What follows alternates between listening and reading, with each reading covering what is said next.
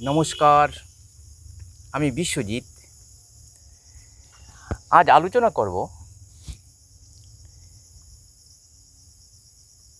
হিন্দু নারীদের শাখা, সিঁদুর এবং পলা এর ঐতিহাসিক প্রেক্ষাপট এবং ধর্মীয় ব্যাখ্যা নিয়ে। হিন্দু নারীদের শাখা, সিঁদুরের যে ধর্মীয় ব্যাখ্যা পাওয়া যায় তার মধ্যে বিশেষ করে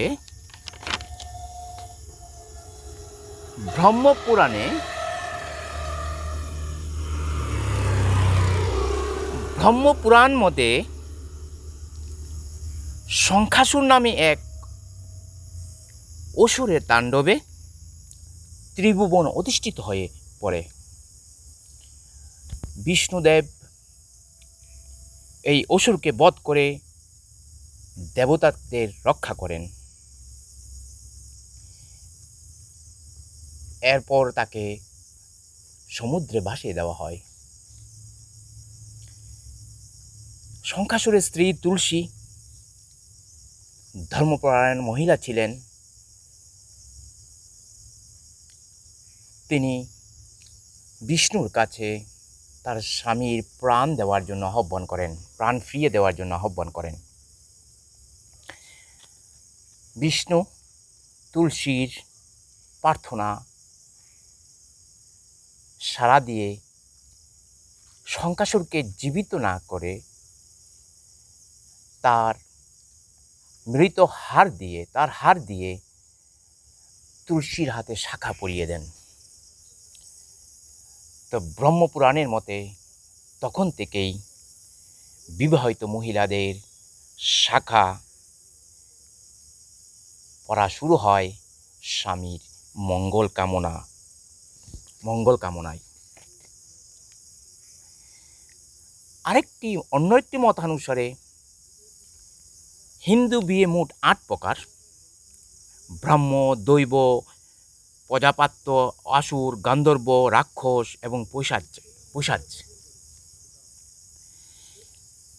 এর মধ্যে রাক্ষস বিয়ের রীতিতে শাখা ও পরার উৎপত্তি মনে করেন অনেকে। এই রাক্ষস পদ্ধতির বিয়ে নিয়ম ছিল বলপূর্বক মেয়েদের বাড়ি থেকে তুলে এনে বিয়ে করা। তখন এক রাজ্য থেকে অন্য রাজ্যে মহিলাদের যখন বন্দি করে নিয়ে আসা হতো, তাদের হাতে ও পায়ে শিকলে বাঁধা ছিল। এই হাতের লোহায় পরবর্তীকালে সেই লোহার শিকলই শাখা পলার রূপে ধারণ করেছে বলে মনে করা হয়। যে মহিলাদের বন্দি করে আনা হতো তাদের শিকল পরিয়ে হাতে এবং পায়ে, পরবর্তীকালেই এটাই শাখা এবং পলা পরার নিয়ম। এটি পরবর্তীকালে শাখা ও পলারের রূপে পরিবর্তিত হয় নারীদের হাতে। এটা হচ্ছে বলপূর্বক নারী হরণের একটা সিম্বল। নারীদের বন্দি করেই বিয়ে করা হতো, তাই তার প্রতীক হিসাবে বন্দির সিম্বল হচ্ছে শাখা ও পলা। এটা হলো রাক্ষস বিয়ে পদ্ধতি অনুসারে এই শিকল দিয়ে হাত পা বাঁধা হতো, সেটাই শাখা ও পলার উৎপত্তি হয়। বৈজ্ঞানিক ব্যাখ্যা অনেকে বলা হয় যে সিঁদুরে কি থাকে, পারদ থাকে, তারপর থাকে হাতে পলায় লোহা থাকে, শাখাতে সামুদ্রিক প্রবালের মতন থাকে, সামুদ্রিক প্রবাল দিয়ে পলা এবং শাখা তৈরি করা হয়। প্রবাল জাতীয় বিভিন্ন পদার্থ দিয়ে, এগুলো বিভিন্ন দ্রব্যগুণ আছে, এগুলো শরীরের রক্ত উৎপাদন বৃদ্ধি করে।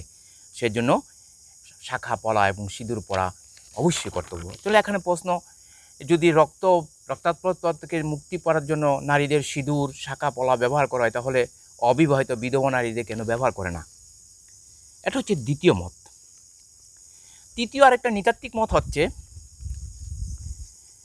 নারীদের এক রাজ্য যখন এক গোষ্ঠী যখন আরেক গোষ্ঠীকে আক্রমণ করত, তখন নারীদের বলপূর্বক জোর জবরদস্তি করে তাদের নিজের অধিকারে নিয়ে আসতো এবং তার অধিকারের প্রতীক হিসাবে নারীর কপালে ধারালো অস্ত্র দিয়ে ক্ষত সৃষ্টি করা হতো। এটাই তার অধিকারের একটা প্রতীক। অনেক সময় পাথর দিয়ে নারীর কপালে আঘাত করে তার ক্ষত সৃষ্টি করা হতো, এটাই তার অধিকারের প্রতীক। অথবা নারীদের শিকল বেঁধে বলপূর্বক নিয়ে আসা হতো। তাহলে অথবা কোনো পুরুষ নারীকে দখল করার পর, নারীকে ক্যাপচার করার পর তার হাতের আঙুল কেটে আঙুলে রক্ত দিয়ে নারীর কপালে দিয়ে দেওয়া হতো। এটাও এক ধরনের অধিকারের প্রতীক, যে সেই নারী আমার, সেই নারীর কপালে সিঁদুর আমি পরিয়েছি, কপালে রক্ত দাগ আমি দিয়েছি। তাহলে এই যে নৃতাত্ত্বিক ব্যাখ্যা হচ্ছে পাথর দিয়ে নারীর কপালে আঘাত করা, ক্ষত সৃষ্টি করে, বা ধারালো অস্ত্র দিয়ে ক্ষত সৃষ্টি করে, অথবা নিজের আঙুল কেটে রক্ত দিয়ে নারীর কপালে লাগিয়ে দেওয়া, এগুলো কর্তৃত্ব দাখিল করা। এইগুলোর মূল ভিত্তি হচ্ছে যে নারীর আমার অধিকারের সিম্বল। এইগুলোই পরবর্তীকালে বিবর্তিত হয়ে সিঁদুর এবং শাখা পলা উৎপত্তি হয়। মানে শিকল বাঁধার যে সিম্বলগুলো থেকেই শাখা পলা এবং যে নারীর কপালে যে ক্ষত সৃষ্টি করা, এগুলো থেকে তৈরি হয়েছে। যে এটা হচ্ছে নৃতাত্ত্বিক ব্যাখ্যা।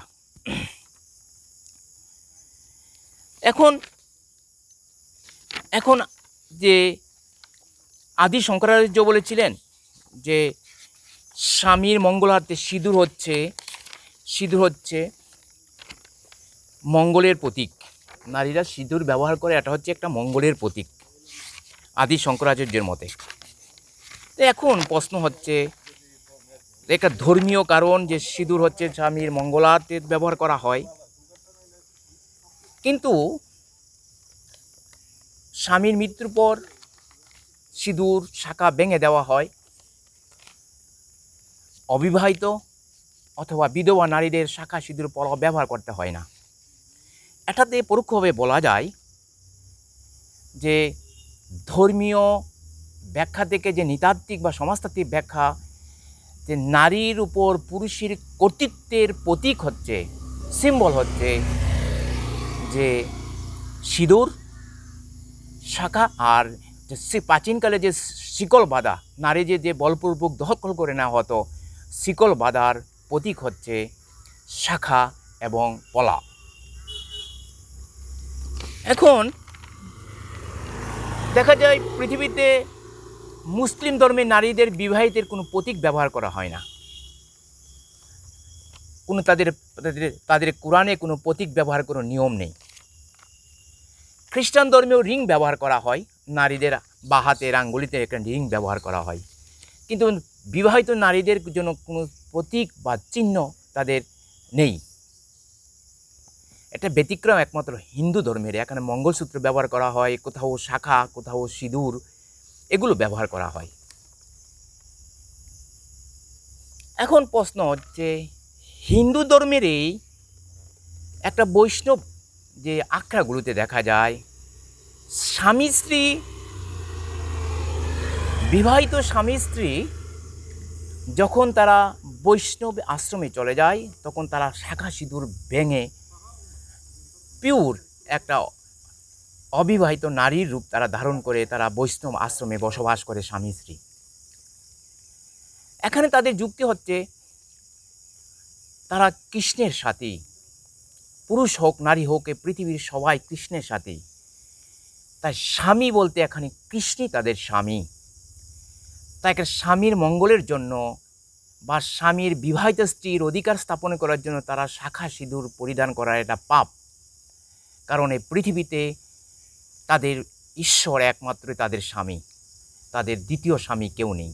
সেজন্য বৈষ্ণবীদের শাখা সিঁদুর ভেঙে দিয়ে মুছে দিয়ে সিঁদুর তারা ব্যবহার করে না, শাখা পলাও তারা ব্যবহার করে না, তারা বৈষ্ণবের স্বামী স্ত্রী জীবনযাপন করে। তাদের হিন্দু ধর্মেরও একটা শাখা যে বৈষ্ণব কমিউনিটি যারা বসবাস করে আগ্রাতে, তারা স্বামী স্ত্রী একত্রে বসবাস করে, তারা শাখা সিঁদুর ব্যবহার করে না।